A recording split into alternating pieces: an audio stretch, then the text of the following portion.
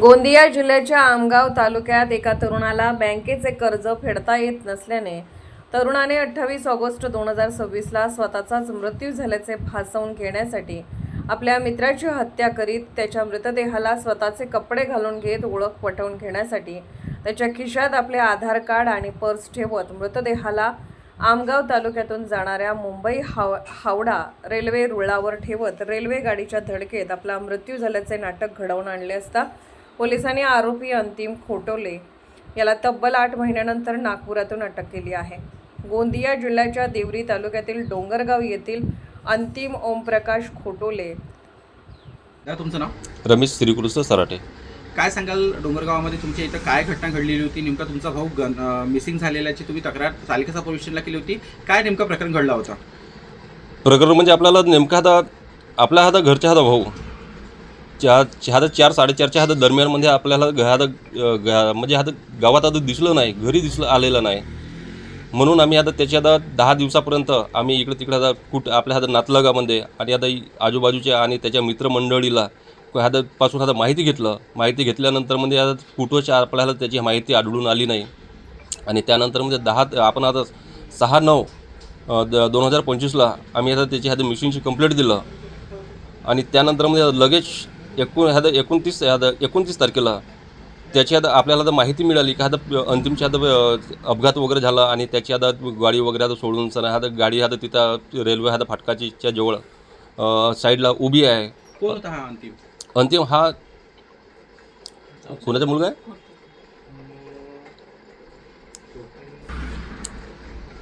अंतिम कोण होता हा? अंतिम हिरालाल खोटोलेचा मुलगा होता आणि त्याची दुकान आपल्या घराच्या अमोरासमोर आहे आणि तो व्यक्ती आहे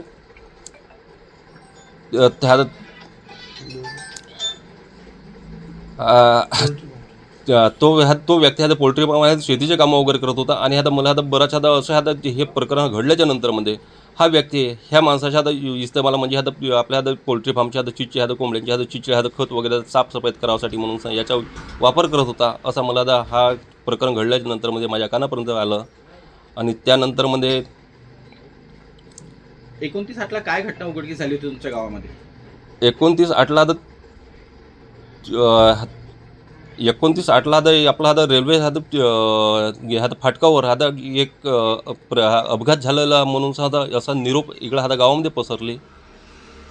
कोण होता तो आणि तशा कुणाची बॉडी आढळली असा निष्पन्न झाला होता? ते बॉडी म्हणजे अंतिम खोटोलेची आहे म्हणून असं लोकांच्या म्हणजे इथे लक्षात आणून दिलं, पण ते त्याच्यात काही दिवसाच्या नंतरमध्ये तो अंतिम नसून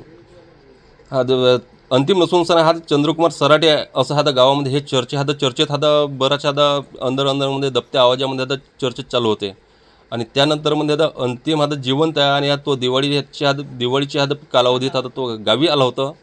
गावी आल्याच्या नंतरमध्ये बरेच लोकांना म्हणजे काही एका व्यक्तीने पाहिल्याच्या नंतर तो त्याला पाहता बरोबरच्या मागे परत फिरून गेला, असं म्हणजे हे गावात खळबळ मचली होती।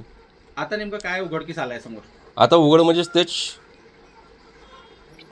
तो व्यक्ती नागपूरहून घरी कॉल केला, वडिलाला फोन केला आणि फोन केल्याच्या नंतरमध्ये तो म्हणते मी अंतिम बोलतो आणि अंतिम बोलतो म्हटल्याच्या नंतरमध्ये तुम्हाला जर खरी जर लागत नसेल तर तुम्ही मला नागपूरला या आणि भेटा, अशातला बोलून लगेच मग याच्या वडीला तिथं नागपूरला त्याला भेटायला गेले आणि भेटायला गेल्याच्या नंतरमध्ये हा असा प्रकरण वगैरे घडून आल्यास त्याला पोलिसाच्या स्वाधीन वगैरे केलो, म्हणून त्यांना मला पोलीस स्टेशनमध्ये सांगितलं। काय मागणी आहे तुमची आता? आणि आपली मागणी म्हणजे तेच सर, जे त्यांना जे घरून घेऊन गेलो म्हणते त्या व्यक्तीने घरून घेऊन गेलं नाही, कारण की त्या तारखेस तो आपला घरचा मोठा भाऊ त्या तारखेस घरी होताच नाही। हा घरून घेऊन गेल्याच्या त्याचा जो आरोप आहे हा खोटा आहे। एकट्यानं मारलो म्हणते तो पण चुकीचा आहे। एकट्यानं मारण्यालायक तो व्यक्तीने 1-2 जणाला पेलण्यालायकचा नव्हता। काय मागणी करून राहील तुम्ही आता तपासासंदर्भात? आपल्या तपासासाठी त्याची कसून चौकशी व्हायला पाहिजेत आणि जे आरोपी आहेत त्याची जे कडी आहे त्यांची ते पण भेटायला पाहिजेत। आणि ह्या प्रकरणाची आता CBIची आता मागणी पोलीसच्या अपेक्षा SP साहेबांकडून SP साहेबांकडून आता करावा अशी आम्ही आता मागणी करत आहोत. याने पोल्ट्री फार्म व्यवसायासाठी 5 लाख रुपयांचे कर्ज बँकेतून घेतले होते. तर कर्जाच्या वाढत्या तणावातून सुटका मिळवण्यासाठी त्याने थेट स्वतःच्या मृत्यूचाच कट रचला आणि आरोपीने गावातीलच 43 वर्षीय चंद्रकुमार सराटे याला दारू पाजून त्याचा गळा आवळून हत्या करीत पुरावे नष्ट करण्यासाठी मृतदेह रेल्वे रुळावर नेऊन टाकला. इतक्यावरच आरोपी थांबला नाही, तर मृतदेहाला स्वतःचे कपडे घालून दिले आणि त्याच्या खिशात स्वतःचा आधार कार्ड आणि कागदपत्रे ठेवून रेल्वे अपघातात आणि इतर स्वतःचा मृत्यू झाल्याचा बनाव रचला. तर दुसऱ्या दिवशी म्हणजे 29 ऑगस्ट 2025ला गावाजवळून काही अंतरावर असलेल्या रेल्वे रुळाजवळ अंतिम खोटोले या तरुणाची दुचाकी दिसून आली. तर काही अंतरावर रेल्वे गाडीच्या धडकेत कापलेल्या अवस्थेत मृतदेह दिसून आला. तर मृतदेहाच्या अंगावरील कपडे आणि त्याची गाडी आणि पायातील चपला पाहता हा मृतदेह अंतिम खोटोले या तरुणाचा असल्याचे लोकांना समजून येताच मृतदेहाची ओळख पटवून घेत चंद्रकुमार सराटे याचा मृतदेह हाच अंतिम खोटोले या तरुणाचा मृतदेह असल्याचे समजून घेत कुटुंबियांनी चंद्रकुमार सराटेचा मृतदेह स्वतःच्या घरी नेत खोटोले कुटुंबियांनी त्याच्यावर अंत्यसंस्कार करून घेतले. इतकेच नाही तर अंतिमच्या मृतदेहाला शांती मिळण्यासाठी खोटोले कुटुंबियांनी अंतिमची तेरवी करून घेत गावकऱ्यांना जेवू घातले. तर तब्बल 8 महिन्यांनंतर बँकेचे कर्ज माफ झाल्याचे अंतिमच्या लक्षात येताच अंतिम खोटोले या तरुणाने आपल्या वडिलांच्या मोबाईलवर फोन करीत स्वतः जिवंत असल्याचे वडिलांना सांगितल्याने आमगाव पोलिसांनी मोबाईल लोकेशनच्या आधारे तपास करून घेत अंतिम खोटोले या तरुणाला नागपुरातून अटक केली आहे. तर मृतक चंद्रकुमार सराटे याच्या घराजवळ आरोपी अंतिम खोटोले याची दुकान असल्याने दोघांमध्ये चांगली ओळख निर्माण झाली आणि आरोपी अंतिम खोटोले याने याच गोष्टीचा फायदा घेत मित्राच्या हत्येचा कट रचून कर्जातून सुटका मिळवण्यासाठी हे कृत्य घडवून आणल्याची कबुली दिली. आरोपी अंतिम खोटोले यांनी यावेळी ही कबुली दिली. तर चंद्रकुमारच्या कुटुंबियांनी आमच्या भावाची हत्या ही अंतिमने केली असून यात आणखी आरोपी आहेत का असा आरोप करीत CBI चौकशीची मागणी केली आहे. तर या संदर्भात पोलिसांनी आरोपीला घटनास्थळावर घेऊन जात कशा पद्धतीने हत्या केली याची माहिती जाणून घेतली. त्यामुळे गुन्हा कोणताही असो तो एक ना एक दिवस उघड येतो हेच आमगाव पोलिसांनी सिद्ध करून दाखवले आहे. तर आमगाव पोलीस स्टेशन अंतर्गत एक गुन्हा उघडकीस झालेला आहे. 8 महिन्यानंतर तब्बल आरोपीला अटक झाली. नेमकं प्रकरण आहे?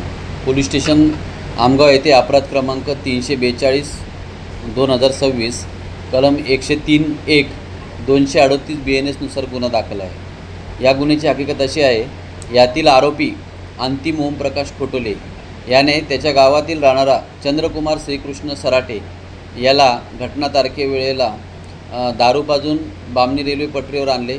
तेथे गमच्याने त्याचा गळा आवळून त्याला जीवे ठार मारले.